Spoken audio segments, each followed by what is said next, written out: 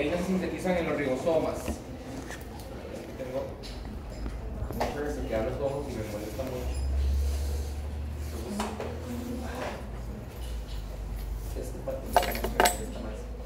Entonces, es por el tratamiento de la conjuntivitis que se me resecaron los ojos. Entonces, los ribosomas son unas estructuras encargadas de síntesis de proteínas. Eso lo vamos a ver ya casi la otra semana. ¿Okay?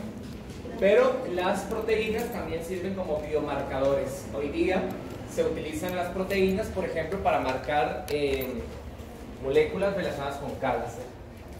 Hay varias moléculas que se llaman marcadores tumorales, que son proteínas. Entonces lo que hacemos es medir en sangre la presencia o ausencia de cierta proteína relacionada con cierto tumor. Y eso nos permite a nosotros, los médicos, determinar si el paciente respondió bien al tratamiento o si, por ejemplo, hay que aumentar la dosis de quimioterapia o radioterapia o hay que llevar una cierta sala, por ejemplo. ¿Okay? Bien, aquí tenemos diferentes tipos de proteínas para que veamos un poco la diversidad. En el primer caso, estas moléculas que ustedes ven como en forma de Y son los anticuerpos, los inmunoglobulinas. Son estructuras proteicas, tienen que ver con la respuesta inmune, todos saben, ¿verdad? Básicamente lo que hacen los anticuerpos es pegarse a la superficie de un microorganismo para reconocer a ese microorganismo como extraño y que las células del sistema inmune vengan y monten una respuesta. Ese es el objetivo. Aquí, en segundo plano, tenemos algunas proteínas que ustedes a lo mejor habían oído mencionar, que son las histonas. Las histonas son unas proteínas muy importantes en el tema de ADN, porque las histonas ayudan a comprimir o a enrollar el ADN. Son estas proteínas que ustedes ven de color rojo ahí en la imagen, y básicamente lo que hace el ADN es superenrollarse varias veces sobre cada uno de los bucles de histonas, y así el ADN se compacta. En el otro lado tenemos proteínas muy famosas que forman el citoesqueleto. Recuerden que el citoesqueleto es toda esa especie de andamio que mantiene distendidas las células. Como cuando uno construye un edificio y hace toda una tubería y un montón de tubos adentro para sostener las cosas. Lo mismo pasa con la célula. La célula, si nosotros le quitamos el citoesqueleto, la célula cae, ¿no? Porque es agua por dentro. Entonces, se aplanaría, digámoslo así. Pues imagínense que yo a esta célula le vengo y le quito ese citoesqueleto. La célula colapsaría y se aplanaría. Entonces, esas proteínas ustedes las conocen, se llaman actina, miosina y fibronectina, que son las proteínas del citoesqueleto. Entonces tenemos proteínas que tienen que ver con la estructura celular. Y las últimas que les quiero mencionar son unas proteínas muy interesantes que se llaman las proteínas priónicas, que son unas proteínas infectantes, que son las que causan la enfermedad de las vacas locas. ¿Ya? Estas proteínas tienen una peculiaridad, y es que cuando nos infectan a nosotros los seres humanos, comienzan a generar toda una degeneración cerebral que lleva a la muerte. ¿Okay? Priones, proteínas priónicas. Bueno, entonces hay que tener en cuenta lo siguiente: las proteínas se sintetizan a partir del ADN, ¿verdad? Eso lo vamos a ver ya la otra semana cuando nos metamos a estudiar el dogma de la biología molecular. Entonces recuerden que nosotros tenemos una hebra de ADN, que esa hebra de ADN se va a replicar mediante el fenómeno llamado síntesis o replicación. Después el ADN se va a configurar hasta ARN, eso se llama transcripción. Y finalmente el ARN, por ejemplo el mensajero, se va a convertir en proteína, eso se llama traducción, ¿verdad? Entonces, de ADN a ADN, de ADN a ARN y de ARN a proteínas. En otras palabras, el molde para la síntesis de proteínas es el ADN, básicamente. Por eso, todos ustedes han escuchado hablar de las mutaciones del ADN, que son malas, dañinas, que generan problemas en la salud. Porque cuando el ADN se daña el ARN, posiblemente también, y se va a dañar la proteína que se sintetice a partir de ese ARN mensajero. Y ahí la enorme importancia, por ejemplo, de entender el tema que vamos a ver ya la próxima semana. Entonces, el ADN en realidad es el molde para la síntesis de todas las proteínas, incluso las proteínas que ustedes comen, que yo como. Por ejemplo, en un trozo de carne. Entonces, cuando ustedes vean un trozo de carne ahí en un plato, piensen que para que ese trozo de carne esté ahí, tuvo antes que haber traducción, tuvo antes que haber transcripción y tuvo antes que haber replicación. ¿Okay? Todas las proteínas del cuerpo, todas, ¿verdad? Porque aunque hay una cantidad de proteínas que vienen de la dieta, esas proteínas que vienen de la dieta se degradan hasta aminoácidos, así que no se absorben como proteínas secundarias. Bien, las proteínas están formadas entonces por aminoácidos, que son los primeros que vamos a estudiar. Recuerden ustedes que proteína es cuando tiene más de 50 aminoácidos, péptido cuando tiene menos de 50. En la naturaleza existen 2 millones de proteínas descritas, más o menos, de las cuales el ser humano tiene unas 30.000. Pero todas esas 2 millones o esas 30.000 están formadas únicamente por 20 aminoácidos que se llaman los aminoácidos comunes.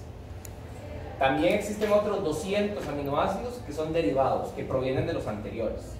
Y de ahí se obtienen neurotransmisores, hormonas, etc., ¿no? Ahora, los aminoácidos tienen una estructura en común. Todos tienen lo mismo.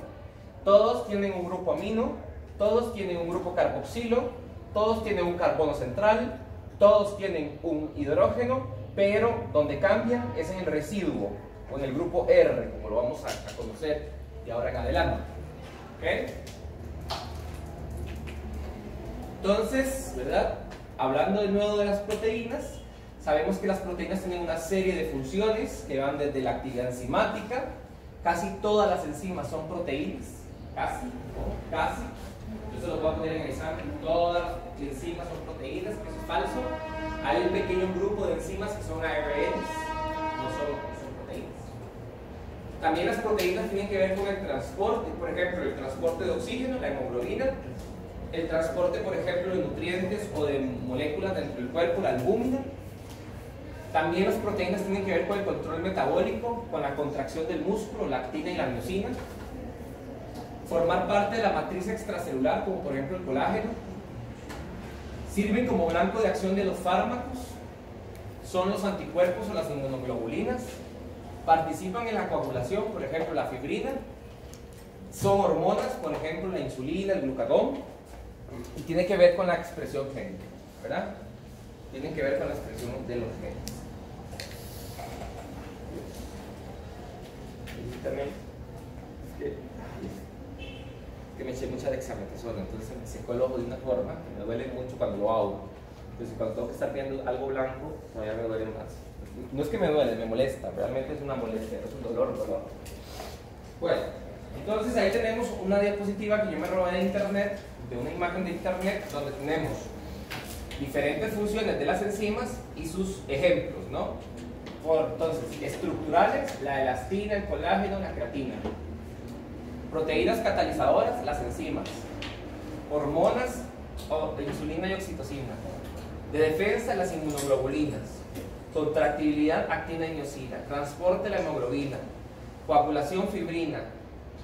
Reserva, albúmina, caseína y ferritina. División celular, las histonas, que acabamos de estudiar. Neurotransmisores, endorfina y encefalina, ¿verdad? Son ejemplos también de proteínas con su función, ¿ok? Pero bueno, a lo largo del curso las vamos a ver casi que todas, prácticamente todas, excepto los neurotransmisores. Esas no las vamos a ver. Bien, ahora las proteínas tienen tres no, en realidad tienen varias propiedades importantes que hay que recordar. El primero, las proteínas tienen un plegamiento único. Plegamiento único significa que tienen una estructura tridimensional determinada. ¿Está? Entonces las proteínas tienen una estructura tridimensionalmente hablando que si la pierden su función. ¿Está? Otra cosa importante es que las proteínas tienen sitios de unión para carbohidratos, y así forman las glicoproteínas, ¿verdad? También tienen sitios de unión para grupos funcionales, sean grupos hidroxilo, grupos metilo, grupos acetilo. Es decir, las proteínas se fosforilan, se acetilan, se hidroxilan, se oxidan. También las proteínas tienen cierto grado de flexibilidad, estructuralmente hablando, y también tienen cierto grado de rigidez, dependiendo del sitio donde se encuentren en una estructura como tal. Ahora, las proteínas tienen regiones que son hidrofóbicas e hidrofílicas. Piensen que tenemos una proteína circular, una proteína que se llama globular. Entonces, si yo tengo una proteína, digamos, globular, que sería algo como así, yo voy a tener en esta región, que es la región superficial, aminoácidos que son de naturaleza hidrofílicos, ¿verdad? Porque aquí hay agua, ¿verdad? Afuera hay agua. Entonces, esos aminoácidos de aquí son aminoácidos que son hidrofílicos. Mientras que estos aminoácidos de acá, más bien son hidrofóbicos, ¿verdad? Porque recuerden que ese es un centro que no está en contacto con el agua, ¿verdad? Entonces, las proteínas tienen, digamos, esa naturaleza, ¿verdad? Esa anfipaticidad. Tienen regiones hidrofílicas, regiones hidrofóbicas.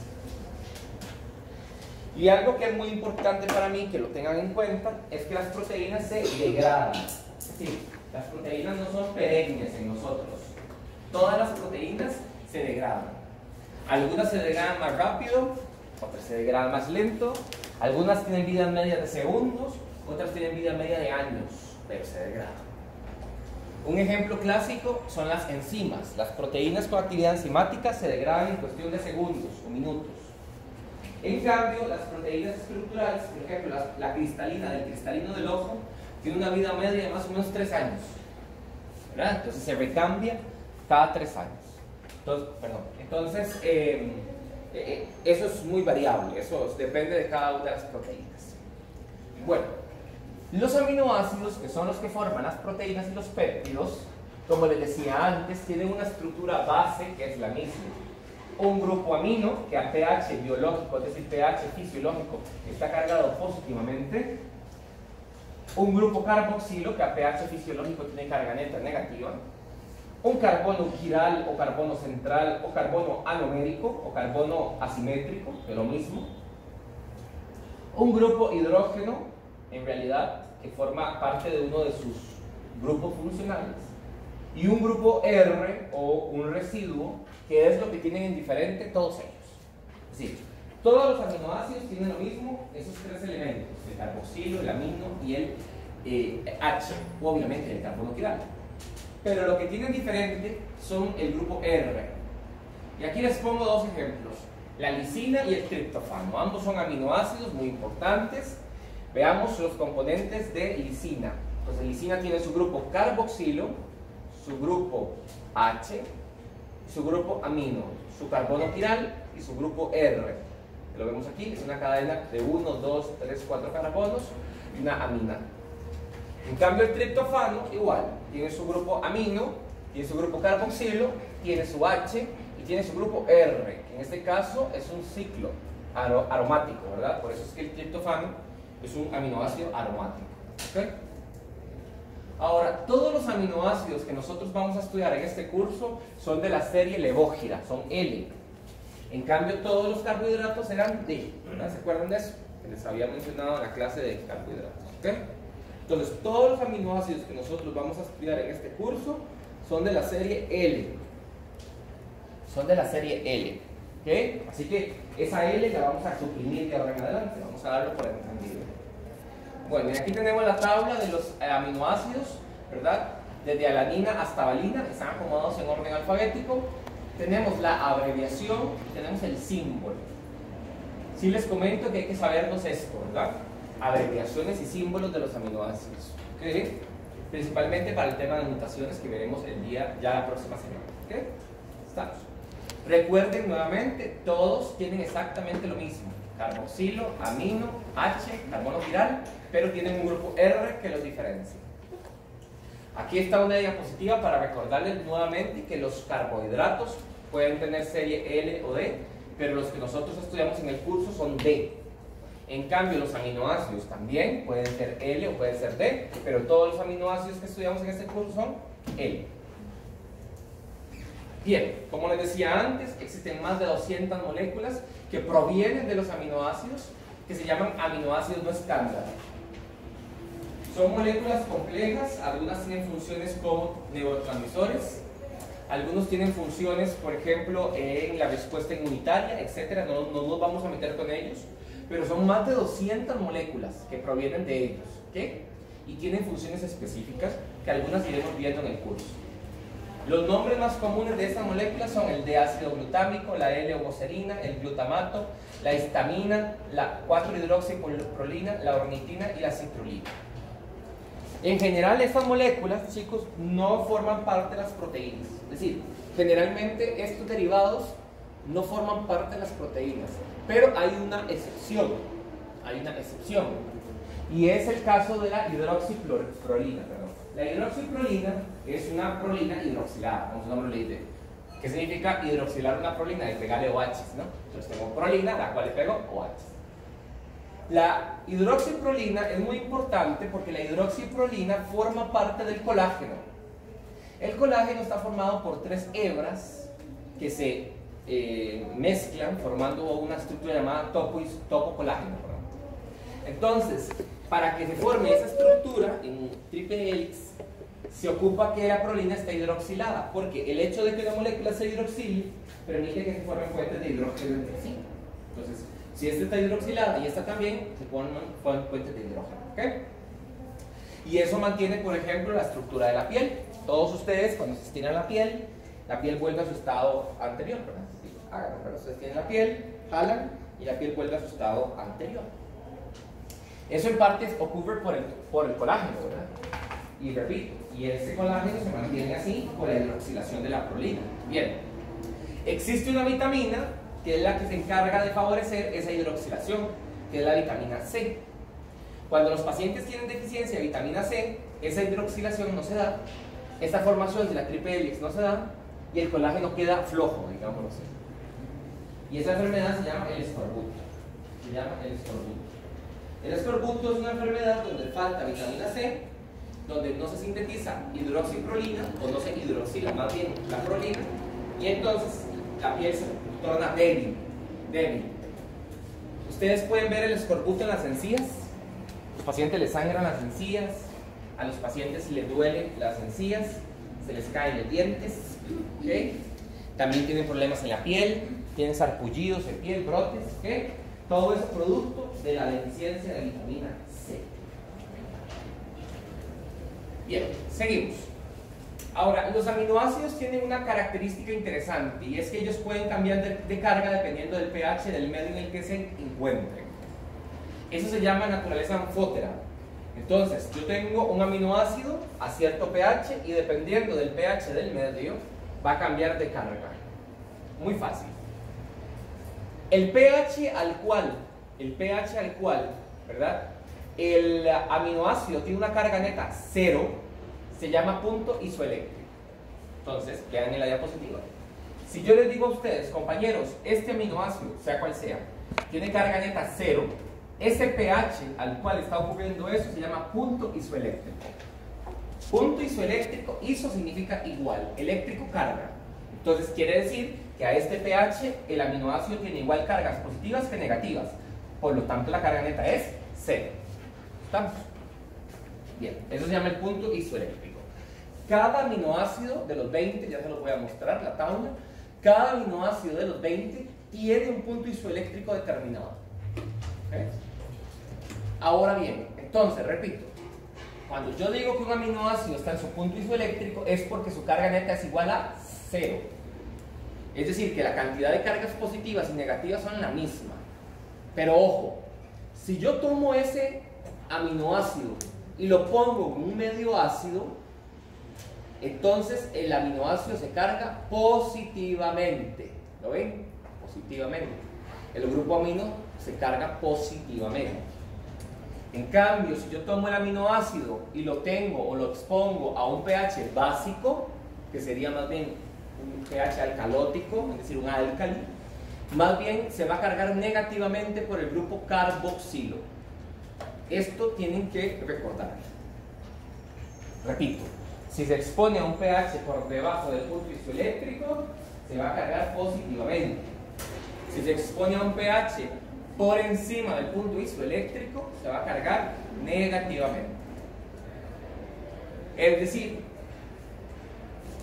dependiendo del pH del medio, el pH, los aminoácidos se comportan como cationes cuando son positivos, aniones cuando son negativos, o suiterión cuando tiene una carga neta igual a 0. Suiterión, cuando su carga neta es igual a 0. Ahora, ustedes dirán, ¿por qué él está hablando tanto de eso? Bueno, ya se lo voy a explicar. Aquí tenemos entonces la tabla de los 20 aminoácidos formadores de proteínas. Aquí tenemos el punto isoeléctrico de todos ellos. Y aquí yo les puse un recordatorio para recordarles el pH de nosotros, el pH de la sangre, el pH del líquido intracelular. El pH de la sangre es igual a 7,4. y el pH del intracelular es de más o menos 7.3. Ahora, vean la tabla. Vean que la mayoría de los puntos isoeléctricos de los aminoácidos se encuentran por debajo del pH del membrana. En otras palabras, la mayoría de los aminoácidos se encuentran expuestos a pHs que se encuentran, ¿verdad?, por encima de su punto isoeléctrico. Dicho de otra forma, si el pH es igual a 7,4 y los aminoácidos tienen pH menores, ya sabíamos que eso genera una carga negativa. Por eso es que en fisiología y en medicina interna y en todos los cursos que ustedes lleven, cuando les hablan de las proteínas, les dicen, ¿y las proteínas qué carga tienen? Y uno dice, negativa, pero no sabe por qué. Nada más uno dice, yo no sé por qué, pero las proteínas tienen carga negativa. Pero sí hay una razón, y es bioquímica como siempre. Es porque, repito, los puntos isoeléctricos de los aminoácidos que constituyen a las proteínas están por debajo del pH del medio en el que se encuentran. Por lo tanto, la carga generalmente de las proteínas es negativa. Solamente hay 3 excepciones para ello. 3 aminoácidos, los últimos 3. ¿Lo ven? Histidina, lisina y arginina. Resulta ser que estos 3 aminoácidos a pH de 7.4 están cargados positivamente. Así, si yo tuviera una proteína en el cuerpo únicamente sintetizada por, o sea, formada más bien por histidina, lisina y arginina, la carga neta sería positiva. Pero como no, como tenemos proteínas formadas por la mayoría de los otros aminoácidos, es por eso que las proteínas tienen una carga neta negativa. Ojo, repito, neta. Neta significa que hay más negativas que positivas. Porque en sangre yo puedo tener proteínas cuyos aminoácidos, si son histidina, lisina y arginina, estén cargados positivamente. Pero cuando sumo las positivas y las negativas, me queda una carga neta negativa.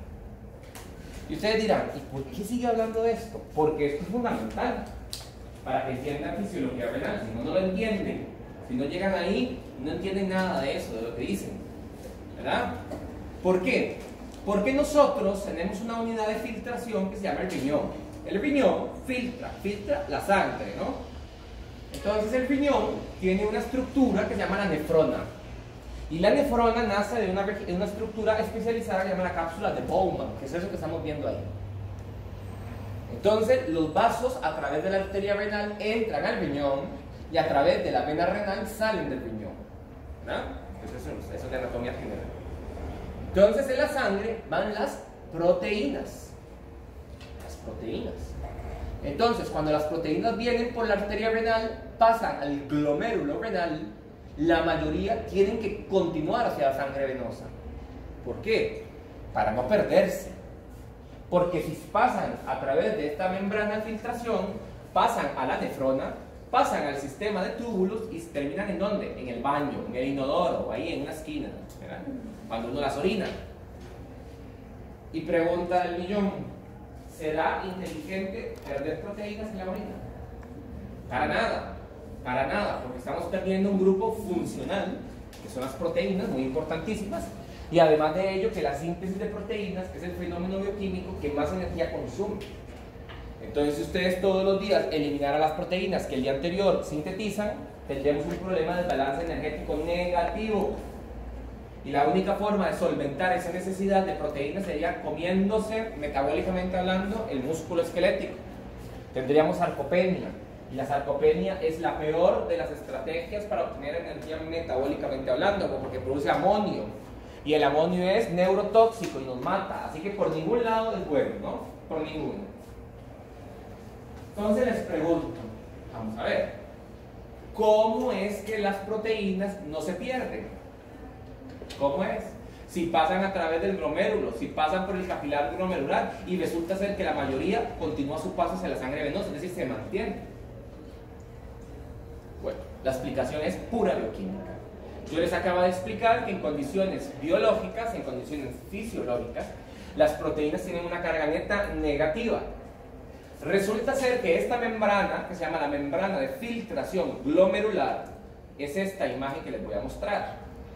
Está formada por una estructura que es la membrana de filtración glomerular, esta que dice MBG, membrana de filtración glomerular, Y esa membrana de filtración glomerular está revestida de unas proyecciones que tiene la cápsula de Bowman que se llaman podocitos.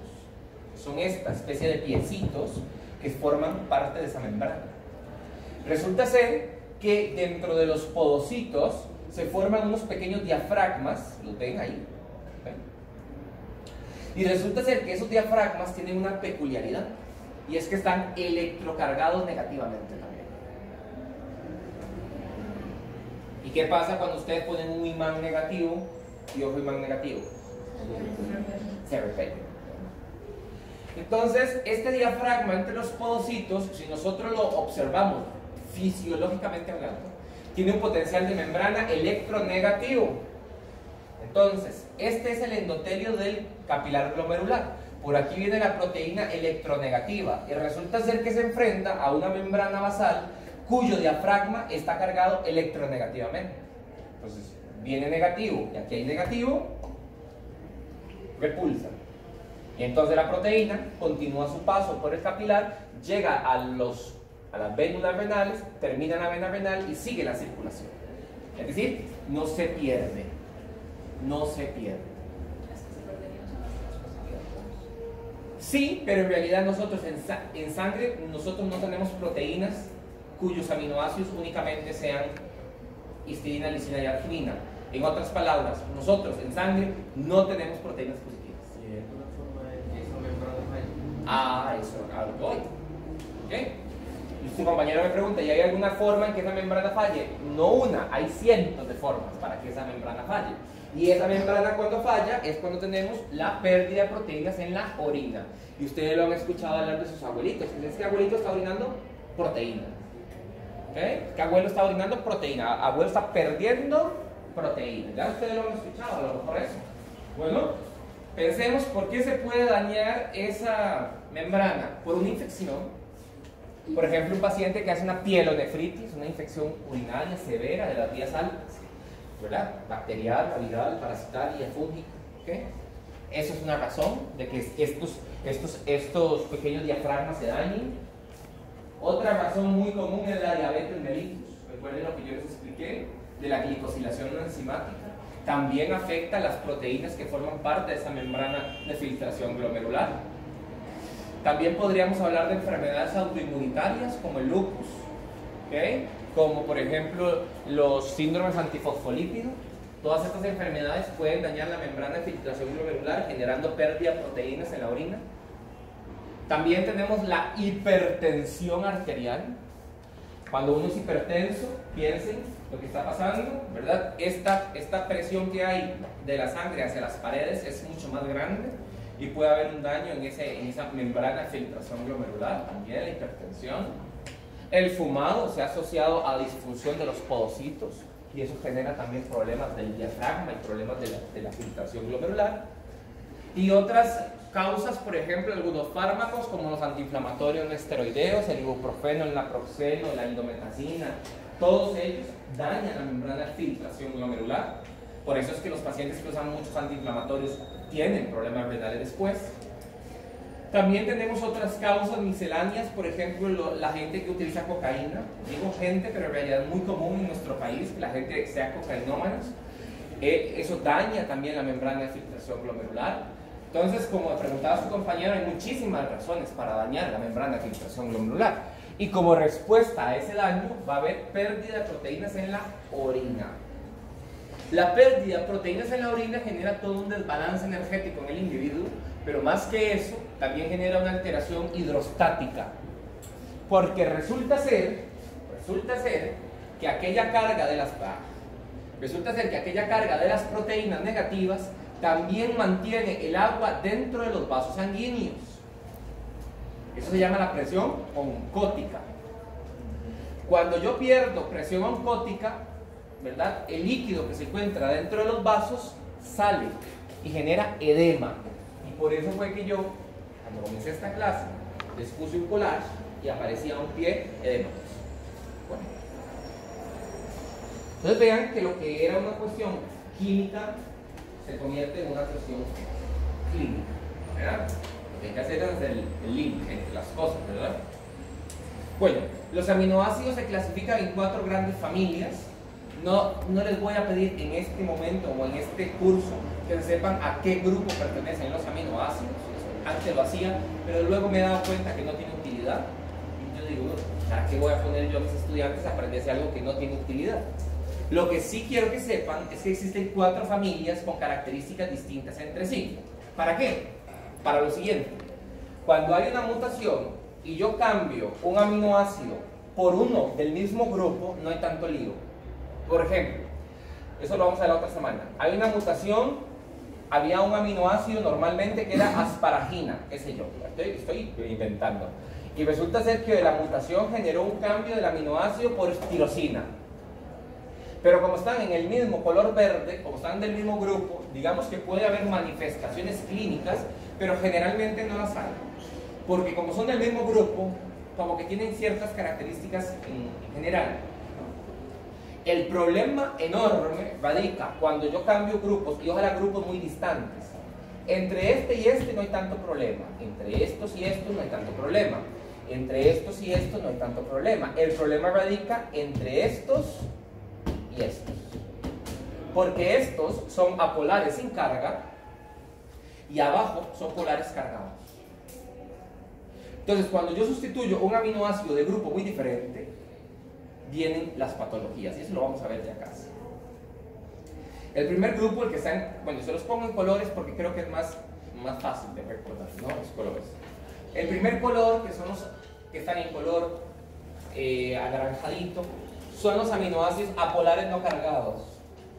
Son aminoácidos que por lo general y por su estructura están en el centro de las proteínas, porque son apolares, ¿verdad? Entonces, pues obviamente no tienen solubilidad en agua, porque el agua es un dipolo. Entonces, si el agua es polar y los aminoácidos son apolares, pues estos tienen que ir en el centro, lo que yo dibujé allá, ¿no? Ahora, obsérvese la imagen, todos tienen lo mismo, como yo les había dicho una y otra vez.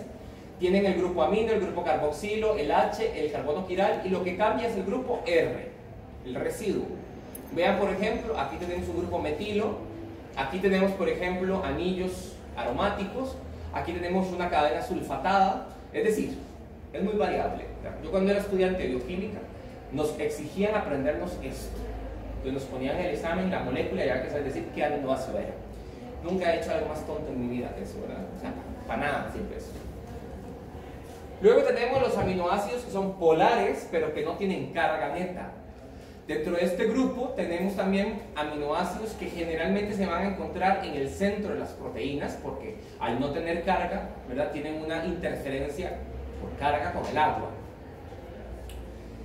De este grupo me interesan 3, particularmente me interesan 3, ¿verdad?, que son los 3 aminoácidos que se fosforilan. Y eso me lo ponen en una nube o ahí, como quieran ponerlo.